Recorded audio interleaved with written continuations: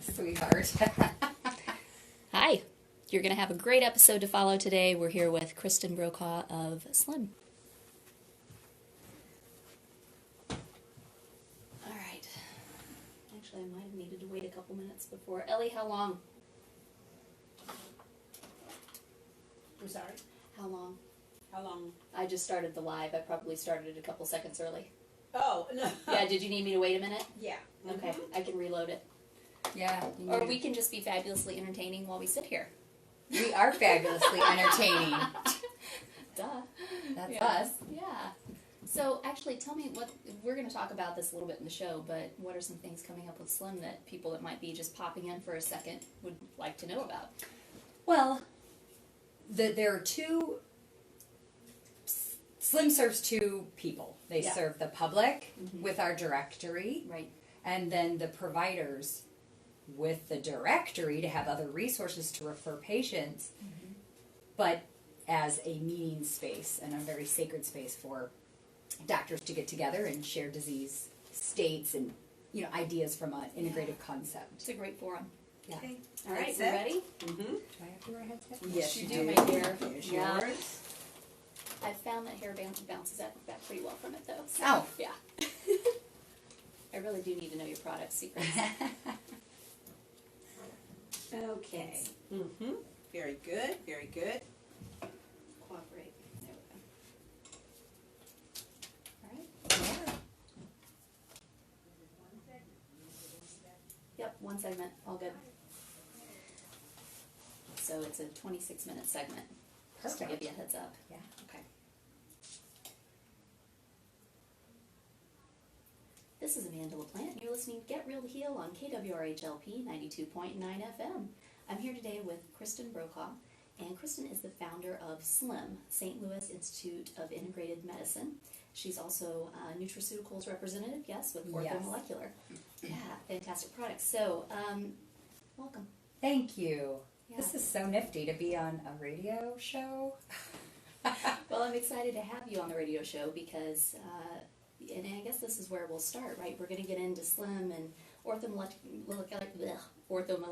Boy, that is a mouthful, isn't it? You say that every day, several times a day. Very difficult. Yeah, it's like Peter Piper picked a peck, right? Yes. But we're going to get into what a nutraceutical is and all kinds of great things. But first, I want to start with, you have a very impactful story. And as you know, I came to this because of my story. One of the best things about this show, I think, is the opportunity to share the stories behind some of the professionals that are in this field. Would you tell us what happened to you back in 2005 that set you on this course?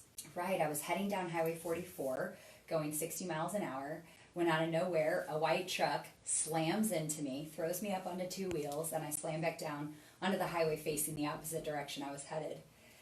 And like anybody would, I go see my doctor, but I just remember thinking, I can't believe I survived that. And Yeah, what was that experience? I've never been through anything like that. oh, your life, they do say it flashes in front of your eyes very quickly, and I just remember thinking 1,000 different thoughts as I was being thrown up onto two wheels. But I looked at the car and I thought, I can't believe that I'm alive.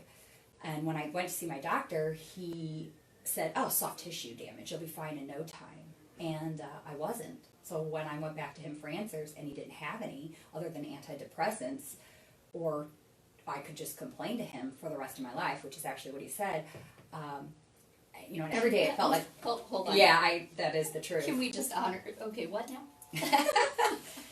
My boyfriend was actually in the room with me at the time, and I do remember him, the doctor said, well, we could do more cortisone shots, you could get on antidepressants, or you could complain to me like so many of my patients do about their pain. And I was a college athlete, so I didn't have, if I had a headache, it was probably because I drank too much. I mean, never really had any problems. But every day it felt like I had a vice grip on the back of my head. I remember that. And I felt like that for at least a year until I found a holistic doctor, Dr. Feldman. He's amazing. And he looked at me caringly, put his hand on my arm and said, you'll get better. And I did. I was so inspired. That's why 12 years ago I sought out orthomolecular products and getting to work now with the best people on the planet, which are healthcare practitioners. And I absolutely love what I do, selling nutraceuticals. And I also, after that first year, saw that there was a need for doctors to collaborate, and that's why I developed SLIIM, because thinking like how I was the year prior, not having any answers, I thought I got to develop a directory so that people like me have resources to find people like Dr. Feldman. Thank you for that. With what I went through, very much kind of in the same kind of situation, right? Going from doctor to doctor to doctor and really being given no hope. And when I found Dr. Christina Robbins, it actually, it's really kind of hilarious. We were at a dinner party having a glass of wine, and she's like, "So you look different than you did last year." I see her once a year, and we started talking, and I found out what she did, and I found out about integrative medicine, functional medicine, and it was a mind-blowing concept. Just to think that you could go in and see a doctor and have them actually listen for an extended period of time, ask really deep, involved questions, and try to get to the root of something to heal it, rather than just to medicate the symptoms. And like your doctor had said, come and complain. Sure, no problem. I'll take your copay. Right. I want to just make a point, though. Please do. I feel for that physician. Totally. That's not his fault. No. I believe. And I love doctors. They're my children. I don't have kids. They're my babies. I tell them that all the time. And that's my mission now, is I'm out to give providers permission to be their best. Yeah. And the system is set up to create his reaction to me. 100%, and I appreciate you for saying that. I've said that on previous episodes because I think it's important that we honor that most people, they get into this with the right heart and they want help. 100%. And you can only do so much whenever you're working within a system that has the constraints that they have, and I have to have compassion and empathy and sympathy for that. So thank you for making that point. I think it's important. Yeah, for anyone listening, being frustrated with your physician I get it. I get it. And you don't have to take it, and there's options. So going to SLIIM, SLIIM.org, is one great option. We have different specialties. However, having empathy for your provider is good. And they can't know everything. They're not God, and they're doing the best they can. I truly believe that. They're not God. That's so. I'm going to take a little tangent here, as I sometimes do here. So my grandfather, I grew up with a grandfather who had multiple autoimmune diseases like I do, and by age 41, he was a brick mason, and when he laid brick, it was like art to him. It was the most beautiful thing, and he lost his career, really lost a lot of who he was to his illnesses, and by the time that he was in his 40s, was pretty much confined to a chair. So I watched him sit through 20 years or so of medications and pain and failed surgeries and all kinds of things. And, all of his doctors really tried to do the best that they could. We lived in a small town, so we knew the doctor that he saw very well. And he was a wonderful human being with a huge amount of compassion. But he was working within a system and with tools that really weren't working to get to the bottom of what my grandfather was dealing with. And I remember in college, I set out 20 some odd years ago to be in media.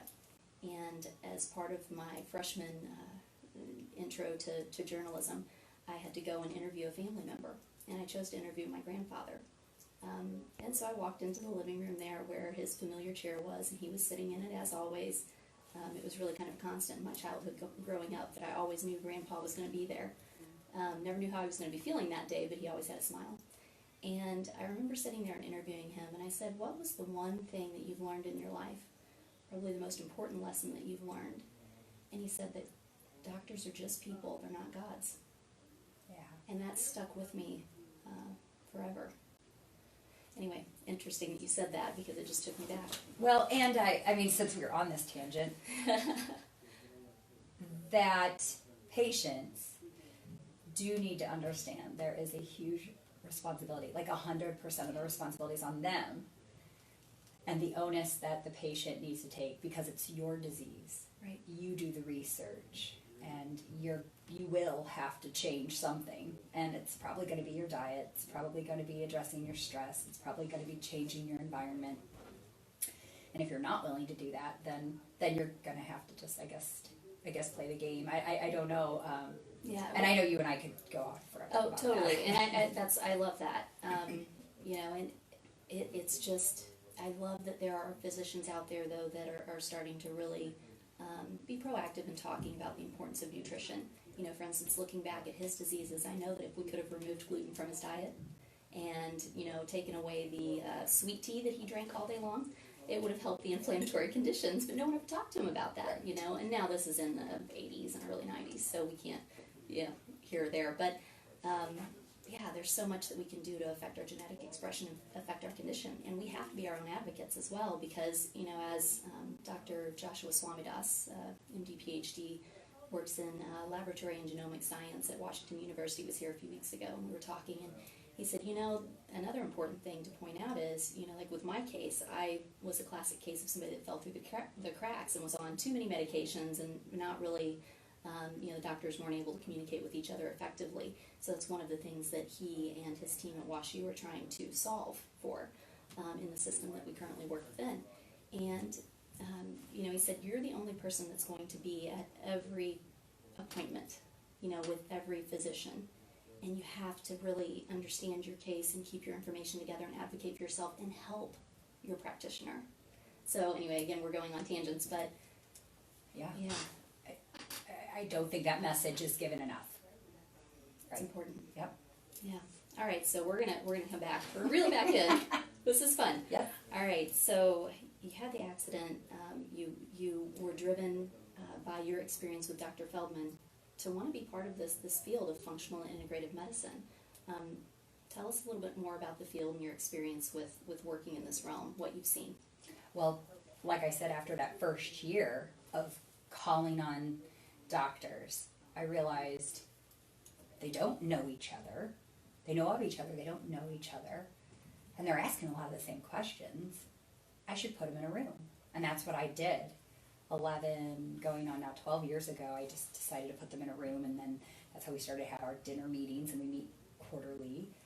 And they love the collaboration. So any integrative medicine doctors listening out there, or even if you're not and you want to dip your toe in, that's a safe space for doctors to have resources and to collaborate.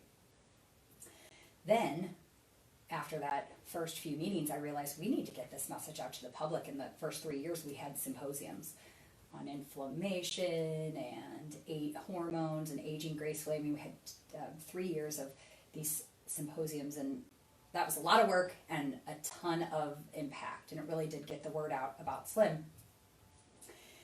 And then so I just want to say that's kind of how that began, is like they just really need to know each other. What I get to do is go into a physician's office and say, okay, what are you seeing? What tools are you using? A lot of times they don't have proper tools to do education. That's something that my company offers as well. But I'm really helping doctors take the right product and match it up with the right patient, because a great product given to the wrong patient does nothing. And in getting to work at Orthomolecular, the best nutraceutical company on the planet, is a blessing too, because they're super committed to efficacy and integrity in the product. And there's lots of other companies like ours out there. So using a professional brand, there's a difference between what you get at a professional brand versus the health food store. Truth. Or Dollar General or something. Oh, yeah, Right. truth. Yeah, so talk about, so for people that may be listening to this and haven't been exposed to kind of that functional perspective, right, where it's like, yeah, nutrition matters and supplementation can really make a difference. Speak to that a bit. Well, I'm going to go back a step and say, when you think about specialties in medicine, you've got a cardiologist, you've got a gastroenterologist, you've got an endocrinologist, any ologist, right? The list can go on and on. As we just said, they're not all necessarily talking to each other or whatever, but a functional medicine doctor understands that they're all related. You're not like a car, where if my starter goes out, I just go in and I get a new starter. So they try to treat the body like that. Like, okay, you have an issue with your heart, you go see a cardiologist. Oh, but I also have diabetes, doctor. Well, that's the endocrine system. You go see your endocrinologist for that. I don't address that type thing. And a functional medicine doctor says, I get that this is a system, your body's a system, that really, we talk a lot about the gut. Well, we really need to be saying brain, because your brain is what runs the all show. connected. Yeah, sure. And you're going to actually start hearing that more and more because I'm in with the researchers, right? Like this is what I do. And when you think gut, when you think immune, you really need to be thinking brain. So it's gonna, say more words. Say more words. Say more words about that. Well, I have a doctor, Dr. Twyman, who is an expert at this. But he's a friend of the show. I love Dr. Twyman. He's my peeps. He's one of my doctors. Okay. Fantastic. As he should be. As he should be. Fabulous. But there's so much that goes on with our circadian rhythms, and that is the brain, right? So with light, there's so many diseases that are manifested, as say a cardiovascular disease, and of which he's a cardiologist, right? But what's the one thing he's telling his patients to do? Watch your light. Start tuning into the natural biorhythms of our body. Because if I was to live in this room, which has, really no windows to the outside world, I would naturally get tired tonight at about 10 o'clock, and I would naturally wake up tomorrow about, 7, whenever the sun rises. And even if I never saw the sun again, I would do that. I'm not going to get out of sync with that. So what we're doing, though, as humans is we're not going outdoors. We're not seeing light first thing in the morning, which says to the body, hello, wake up, it's daytime, let's produce these, genetic expressions, let's take out the trash kind of thing. That's what actually happens at night, but take out the trash, meaning from your body. Right. And at night we're turning on our bright lights. It's we really should be having things dimmer, getting off the blue light. So that definitely is brain, and then that's going to screw up things downstream like your gut and your immune system. And that's just a very surface way of explaining it, but you will, I promise you, start hearing way more about brain.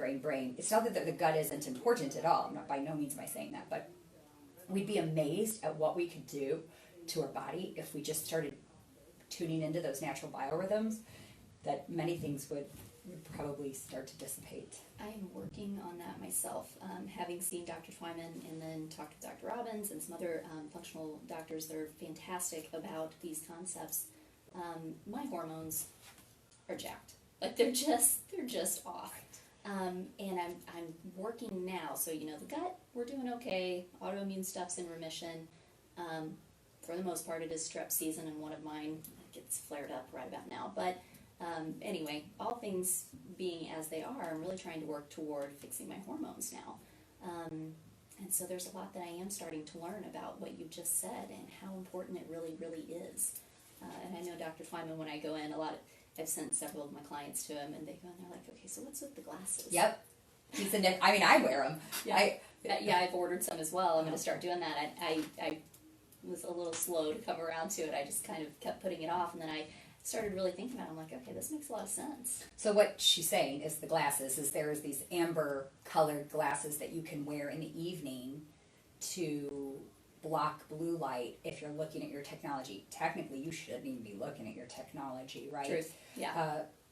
And then they even have darker ones to really almost, you're really blocking things out. So the amber ones are good for later in the day, and then evening I would do the dark, super dark ones.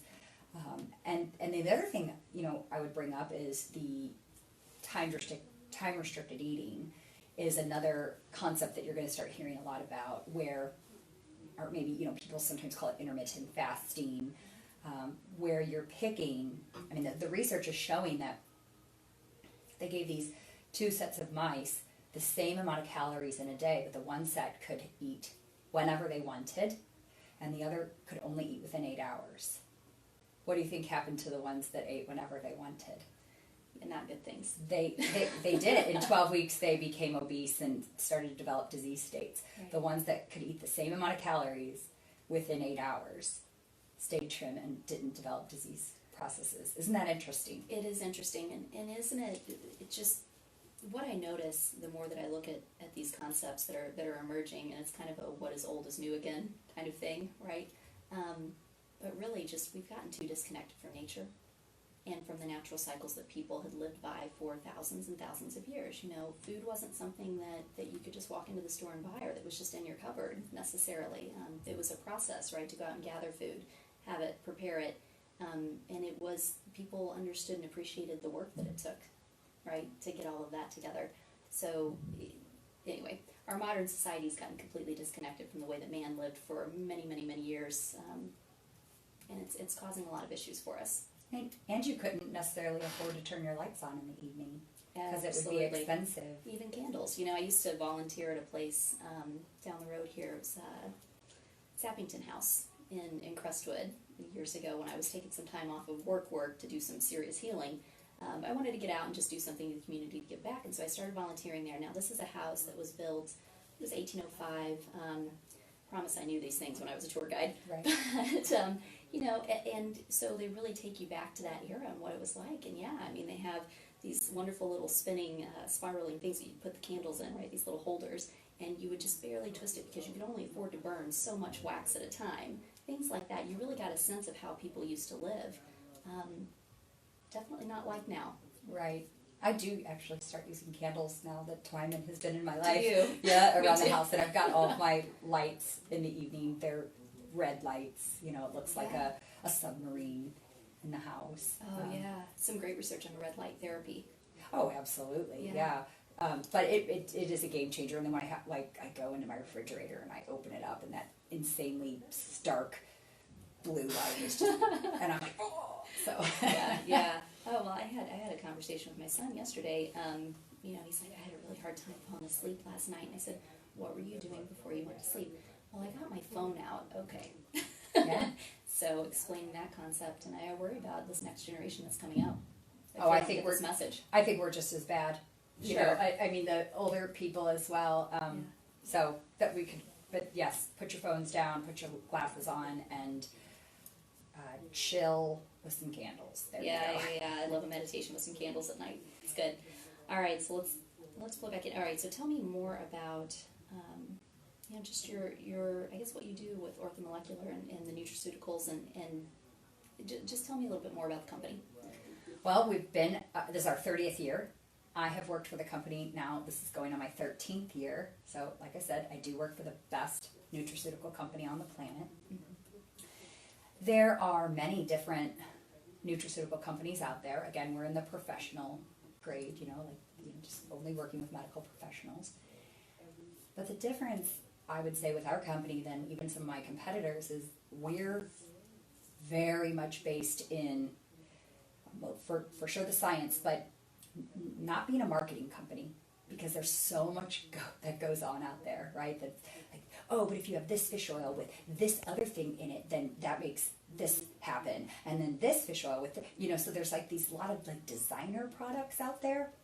Don't get me wrong, we have amazing formulas, but what we're not doing is just trying to market and stay really in our lane and lean and effective. So all about efficacy versus flash, and that's absolutely what I love about the company. So like we make, honestly, it's just like Steve Jobs, how he thought of Apple. Do you know how many different products they have?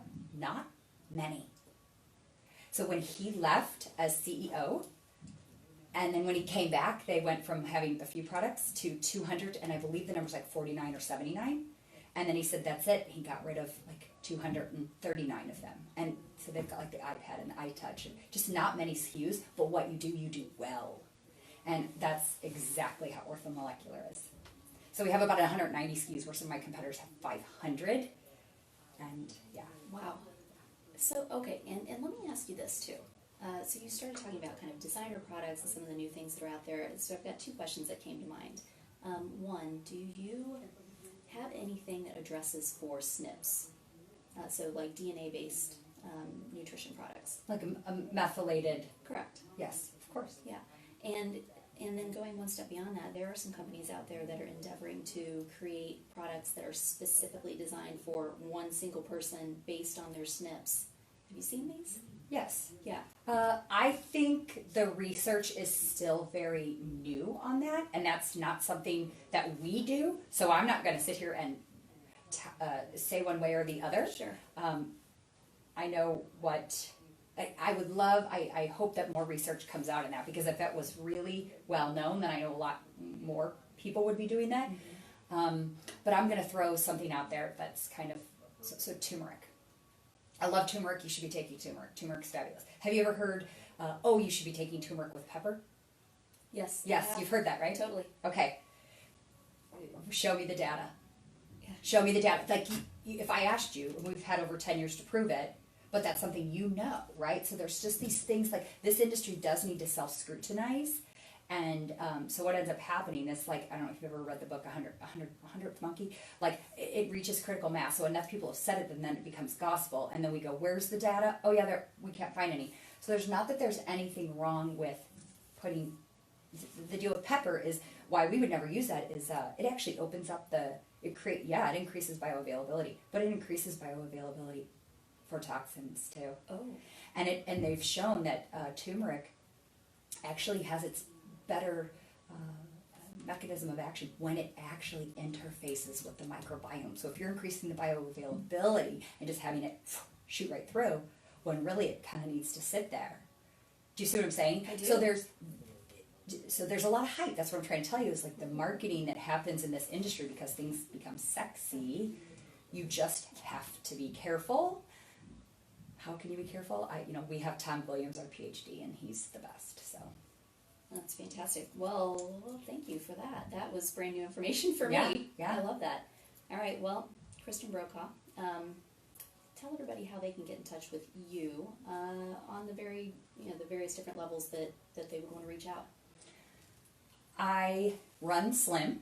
So SLIIM, SLIIM.org, is where you can have the directory of providers. Providers can see when there's the next dinner, which is only able to be attended by medical professionals. But as a patient, you have the resources. You get to see who's, do they take insurance? Do they not take insurance? What's their specialty? So using that is a great resource. If you are a medical professional, that's an easy way to find me is through that directory.